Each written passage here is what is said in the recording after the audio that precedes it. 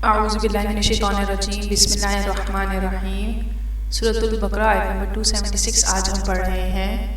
صدقے سے ریلیٹڈ ہم مسلسل پڑھ رہے ہیں 261 آیت سے 283 تک۔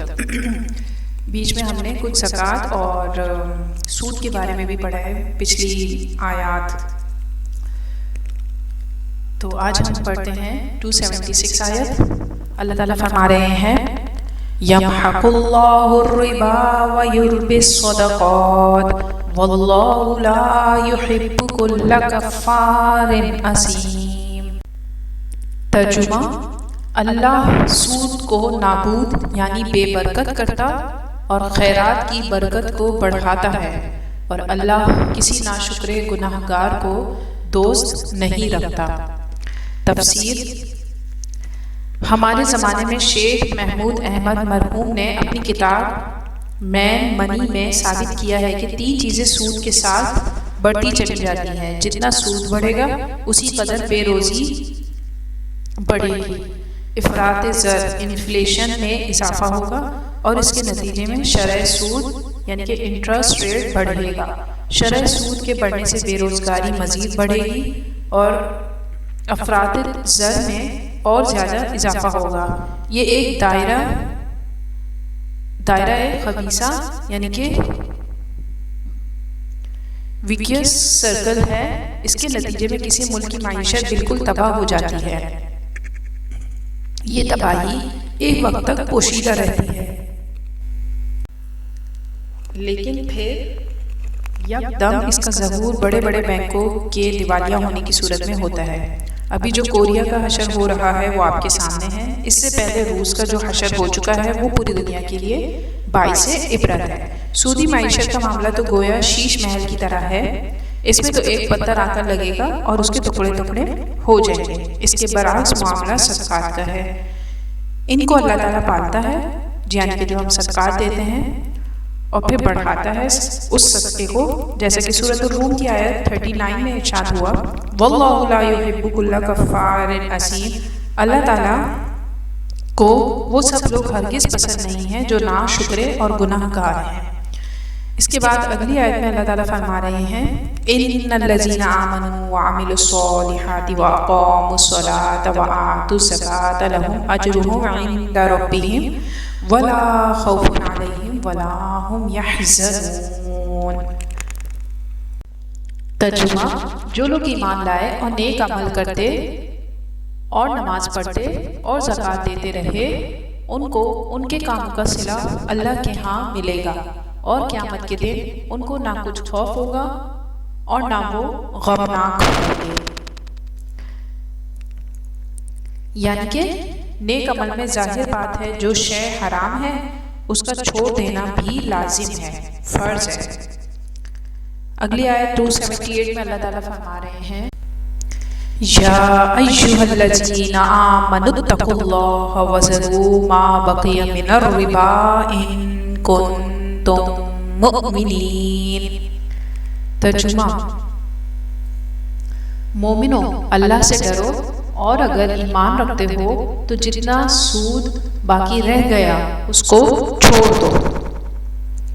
یعنی کہ آج ہی فیصلہ کر لو جو کچھ بھی تم نے کسی کو قرض دیا تھا اب اس کا سود چھوڑ دینا ہے، اب سود اور نہیں لینا۔ پھر 279 میں اللہ تعالیٰ فرما رہا ہے فَإِن لَمْ تَفْعَلُوا فَأْذَنُوا بِحَرْبٍ مِّنَ اللَّهِ وَرَسُولِهِ وَإِن تُبْتُمْ فَلَكُمْ رُءُوسُ أَمْوَالِكُمْ لَا تَظْلِمُونَ وَلَا تُظْلَمُونَ۔ ترجمہ: پھر اگر ایسا نہ کرو گے تو تم اللہ اور اس کے رسول کی طرف سے اعلان جنگ سن لو، اور اگر توبہ کر لو گے اور سود چھوڑ دو گے تو تم کو اپنی اصل رقم لینے کا حق ہے، جس میں نہ اوروں کا نقصان اور نہ تمہارا نقصان۔ تفسیر: سود خوری سے باز نہ آئے، یہ الٹیمیٹم ہے۔ قرآن و حدیث میں کسی اور گناہ پر یہ بات نہیں آئی ہے۔ یہ واحد گناہ ہے جس پر اللہ اور اس کے رسول صلی اللہ علیہ وسلم کی طرف سے اعلان جنگ ہے۔ تمہارے جو اصل رائس المال ہیں وہ تمہیں لوٹا دیے جائیں گے، چنانچہ سود چھوڑ دو اور اپنے رائس المال واپس لے لو۔ نہ تم کسی پر ظلم کرو کہ اس سے سود وصول کرو، اور نہ ہی تم پر ظلم کیا جائے کہ تمہارا رائس المال بھی دبا دیا جائے۔ پھر آیت نمبر 280 میں اللہ تعالیٰ فرما رہے ہیں مقروض سے متعلق، وَإِن كَانَ ذُو عُسْرَةٍ فَنَظِرَةٌ إِلَىٰ مَيْسَرَةٍ وَأَن تَصَدَّقُوا خَيْرٌ لَكُمْ إِن كُنتُمْ تَعْلَمُونَ۔ ترجمہ: اور اگر قرض لینے والا تنگ دست ہو تو اسے کشائش کی حاصل ہونے تک مہلت دو، اور اگر قرض بخش دو تو وہ تمہارے لیے زیادہ اچھا ہے، بشرط یہ کہ سمجھو۔ تفسیر: اسے مہلت دو کہ اس کے ہاں کشادگی پیدا ہو جائے تاکہ وہ آسانی سے آپ کا قرض آپ کو واپس کر سکے۔ تمہارا بھائی غریب تھا، اس کو تم نے قرض دیا تھا، اس پر کچھ سود لے کر کھا بھی چکے ہو، باقی سود کو چھوڑا ہی نہیں۔ اگر اپنا رائس المال بھی اس کو بخش دو تو یہ انفاق ہو جائے گا، یہ اللہ کو قرض حسنہ ہو جائے گا اور تمہارے لیے ذخیرہ آخرت بن جائے گا۔ یہ بات سمجھ لیجئے کہ آپ کی جو بچت ہے، جسے میں نے قدر زائد یعنی کہ سرپلس ویلیو کہا تھا، یعنی کہ ڈاکٹر اسرار نے اسلامی معیشت کے اندر اس کا سب سے اونچا مصرف انفاق فی سبیل اللہ ہے۔ اسے اللہ کی راہ میں خرچ کر دو، صدقہ کر دو۔ اس سے کم تر قرض حسنہ ہے۔ آپ کے کسی بھائی کا کاروبار رک گیا، اس کو قرض دے دو، اس کا کاروبار چل پڑے گا اور پھر وہ تمہیں تمہاری اصل رقم واپس کر دے گا۔ یہ قرض حسنہ ہے، اس کا درجہ انفاق سے کم تر ہے۔ تیسرا درجہ مزاربت کا ہے، جو جائز تو ہے مگر پسندیدہ نہیں ہے۔ اگر تم زیادہ ہی خسیس ہو تو چلو اپنا سرمایہ اپنے کسی بھائی کو مزاربت پر دے دو، مزاربت پر دے دو، اور مزاربت یہ ہے کہ رقم تمہاری ہوگی اور کام وہ کرے گا۔ اگر بچت ہو جائے تو اس میں تمہارا بھی حصہ ہوگا، لیکن اگر نقصان ہو جائے تو وہ کل کا کل تمہارا ہوگا، تم اس سے کوئی تاوان نہیں لے سکتے۔ اس کے بعد ان 3 درجنوں سے بھی نیچے اتر کر اگر تم کہو کہ میں یہ رقم تمہیں دے رہا ہوں، اس پر اتنے فیصد منافع تو تم نے بہرحال دینا ہی دینا ہے، تو اس سے بڑھ کر حرام شے کوئی نہیں ہے۔ اس آیت میں ہدایت کی جا رہی ہے کہ اگر تمہارا مقروض تنگی میں ہے تو پھر انتظار کرو، اسے اس کی کشائش اور فراخی تک مہلت دو، اور اگر تم صدقہ ہی کر دو، خیرات کر دو، بخش دو تو وہ تمہارے لیے بہتر ہوگا۔ ان کنتم تعلمون، اگر تمہیں اللہ نے حکمت عطا کر دی ہے، اگر تم اولو الالباب ہو، اگر تم سمجھدار ہو تو تم اس بچت کے امیدوار بنو جو اللہ کے ہاں اجر و ثواب کی صورت میں تمہیں ملے گی۔ اس کے مقابلے میں اس رقم کی کوئی حیثیت نہیں جو تمہیں مقروض سے واپس ملنی چاہیے۔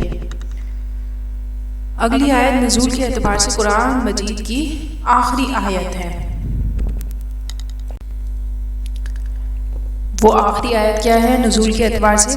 وَاتَّقُوا يَوْمًا تُرْجَعُونَ فِيهِ إِلَى اللَّهِ ثُمَّ تُوَفَّى كُلُّ نَفْسٍ مَا كَسَبَتْ وَهُمْ لَا يُظْلَمُونَ، اور ڈرو اس دن سے کہ جس دن تم لوٹا دیے جاؤ گے اللہ کی طرف، پھر ہر جان کو پورا پورا دے دیا جائے گا جو کمائی اس نے کی ہوگی، اور ان پر کچھ ظلم نہ ہوگا۔